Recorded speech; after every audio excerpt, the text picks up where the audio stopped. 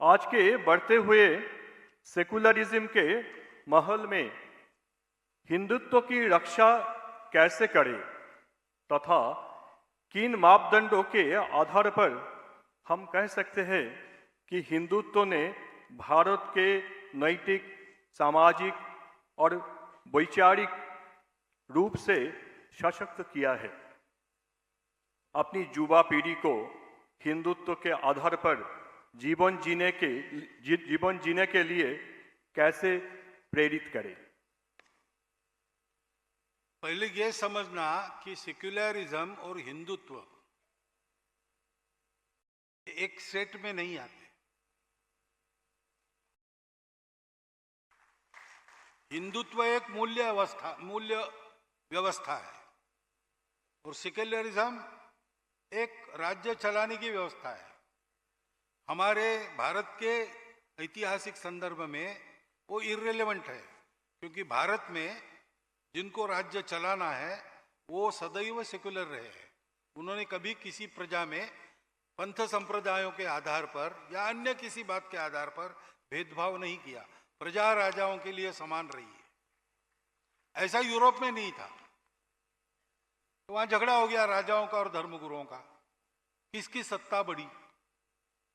फिर एक समझौता हुआ कि राजा है या जो धर्माचार्य है वो परलोक की बात देखेंगे, मोक्ष, अध्यात्म, साधना वगैरह, और रोटी कपड़ा मकान वगैरह वगैरह राजा देखेगा। तो उसको कहा गया कि राजा सेक्युलर, राज्य सेक्युलर रहेगा और ये जो हमारे धर्म के लोग हैं वो पूजा पाठी, रिलीजियस मैटर्स वो देखेंगे। हमारे यहाँ तो पहले से राज्य सेक्युलर ही रहा है, इसलिए शब्द ही गैर लागू है। इसको समझना पहले उसका माहौल बढ़ रहा है, यानी क्या हो रहा है आपके मन में है कि धर्म पर के श्रद्धा हट रही। धर्म पर श्रद्धा नहीं रखना है सेक्युलरिज्म नहीं है। दूसरी बात है धर्म को भी समझना, वो रिलीजन नहीं है। कोई आदमी मंदिर में नहीं जाता है इसलिए वो हिंदू नहीं है, ऐसा नहीं कह सकते, क्योंकि हिंदुओं में कणाद ऋषि हो गए, उनका कणवाद है, एटॉमिक थियरी का पूर्वज। कणाद वो मानते, सांख्य थे, ईश्वर को नहीं मानते थे, तो कहते थे सब कणों का खेल है। अंत में मृत्यु से यहां पर उनके रिश्तेदारों ने कहा कि जीवन भर आपने भगवान का नाम नहीं लिया, कम से कम आप ले लीजिए, तर जाओगे। तो उन्होंने आंखें मूंद ली मरते समय और नाम लिया पीलवाहा पीलवाहा पीलवाहा, यानी कण, पीलवाह है कण, कण कण कण। अब उनकी श्रद्धा ऐसी थी, लेकिन वो हमारे दार्शनिक है। ये जो कर्मकांड और पूजा पाठ है उसके ऊपर धर्म है, लेकिन कर्मकांड और पूजा पाठ अनावश्यक नहीं है। पीलवाह पीलवाह कहा कणाद ने कि इसका मतलब है कि वो कण को ही भगवान मान के पूजा करते रहे। मृत्युशैया पर भी उसी की भक्ति रखी उन्होंने, ये भी साधना है। तो कुछ ना कुछ श्रद्धा चाहिए और कुछ ना कुछ साधना जीवन में चाहिए। भगवान के पास ले जाने वाला संप्रदाय होता है, पंथ होता है, रिलीजन होता है, मजहब होता है। उसको धर्म पे प्रकाश में करने से वो भगवान के पास ले जाता है। धर्म छोड़कर वो चले तो फिर वो नुकसानदायी हो जाता है।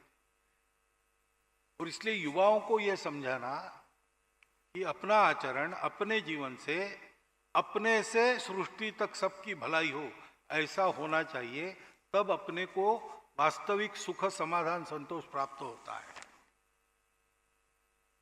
सेक्युलरिज्म यानी पंथ निरपेक्ष होना है। धर्म निरपेक्ष तो कोई होता नहीं, क्योंकि धर्म ऐसा तत्व है जो सब पर लागू है, सदा सर्वदा लागू है। सृष्टि के निर्माण के साथ धर्म आया, सृष्टि के विलोप तक धर्म चलेगा। प्रत्येक का अपना धर्म है, सब वैसे ही चलते हैं। पानी बहता है, बहना उसका धर्म है। आग जलाती है, जलाना उसका धर्म है। इसको छोड़ेंगे नहीं,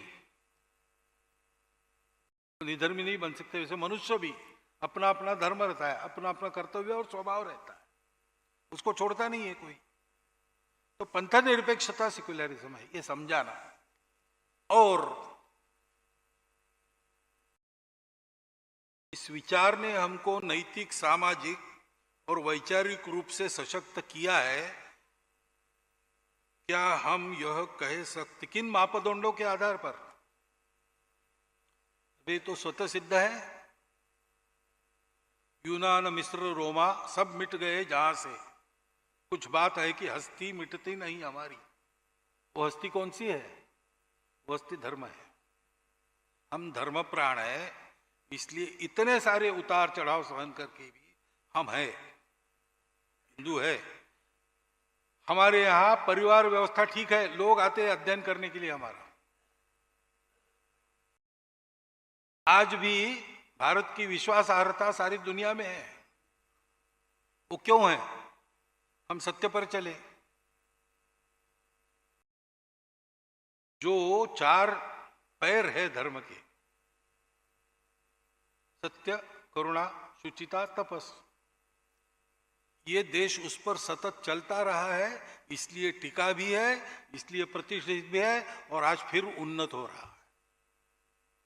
ये क्षमता हमको किसने दी? उस धर्म ने दी। जिनके पास ये नहीं था उनका क्या हुआ? सब मिट गए जहां से।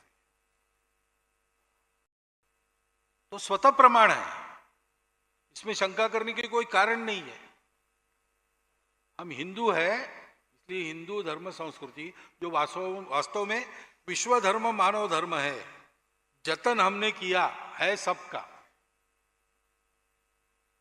जतन हम करते हैं, इसलिए हमारा जीवन अमर है। इसका प्रयोजन दुनिया में अमर है। दुनिया को इसका समय समय पर उपयोग करना पड़ने वाला है, इसलिए उसके रक्षक हम लोग हैं। उसको रखते हैं और देते हैं, इसलिए हम भी दुनिया है तब तक चलेंगे। और फिर से प्रेरित करने का वही रास्ता है जो मैंने बताया। दोस्ती करो और जो आपको चाहिए उनमें, युवा पीढ़ी में, वो आप स्वयं करो। अपने उदाहरण से उनको बताओ कि आज की दुनिया में कैसे चला जा सकता है, तो आपके पीछे आएंगे। भारत के हृदय प्रदेश मध्य प्रदेश की धरती, जहां परंपरा और प्रगति का संगम है, और यहीं भोपाल में पहली बार आयोजित हुआ ग्लोबल इन्वेस्टर्स समिट 2025। प्रधानमंत्री नरेंद्र मोदी जी के कर कमलों से शुरुआत और केंद्रीय गृह मंत्री अमित शाह जी का मार्गदर्शन। इसमें शामिल हुए 9 देश, 25,000 से अधिक निवेशक और 100 से ज्यादा विदेशी प्रतिनिधि।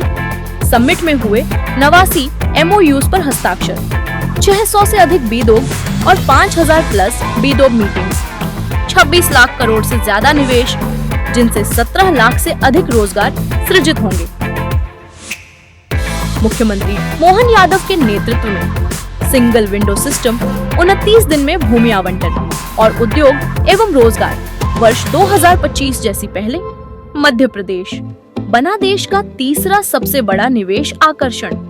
यह सिर्फ एक समिट नहीं, बल्कि आत्मनिर्भर भारत की दिशा में मध्य प्रदेश की ऐतिहासिक छलांग है। मध्य प्रदेश उद्योग एवं रोजगार का नया गढ़।